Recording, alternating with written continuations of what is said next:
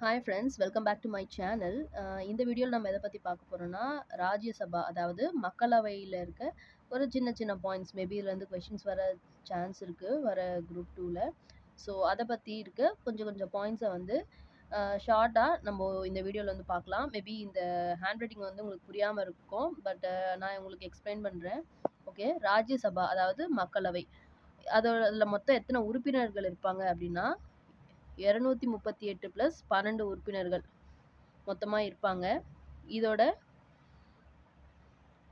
இது வந்து இரண்டாவது ஆட்சி மன்றம் அப்படின்னு வந்து சொல்லுவாங்க. இதோட முறை வந்து பார்த்தீங்கன்னா அமெரிக்க முறையாக இருக்கும். இது எப்போ ஸ்டார்ட் பண்ணாங்க அப்படின்னா 1952 ஏப்ரல் 3ஆம் தேதி வந்து இது வந்து உருவாக்குனாங்க. இதில் இருக்க உறுப்பினர்கள் வந்து எப்படி தேர்ந்தெடுக்கப்படுவாங்க அப்படின்னா, மக்களவை உறுப்பினர்கள் அந்தந்த மாநில சட்டமன்ற உறுப்பினர்களால் தேர்ந்தெடுக்கப்படுகின்றன. அதாவது நான் மேலேயே ஷார்ட்டாக போட்டிருப்பேன். அதாவது இதில் இருக்க எம்பிஸ், இவங்களை வந்து எம்பி அப்படின்வாங்க. எம்பி வந்து அங்கே இருக்க சட்டமன்ற உறுப்பினர்கள், அதாவது எம்எல்ஏ தான் இவங்களை வந்து என்ன பண்ணுவாங்கன்னா தேர்ந்தெடுப்பாங்க. இது வந்து ஒரு நிரந்தர அவை. ஸோ இதை வந்து நம்மளால கலைக்க முடியாது. தென் இதோட தேர்தல் முறை வந்து பார்த்தீங்கன்னா மறைமுக தேர்தலாக இருக்கும். அதாவது ஒற்றை மாற்று வாக்கு அப்படின்னு சொல்லுவாங்க.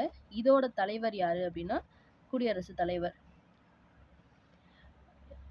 அதுக்கப்புறமா பணநிதி முன்வரைவு தவிர்த்து மற்ற அதிகாரம் பெற்றுள்ளது மக்களவை போல அப்படின்னு நான் போட்டிருக்கேன். அதாவது எல்லா அதிகாரமும் இருக்கு, பட் பணநிதி முன்வரைவு தவிர்த்து அது வந்து எங்க பண்ண முடியும்னா மக்களவையில் மட்டும்தான் இந்த முன்வரைவை வந்து கொண்டு வர முடியும்.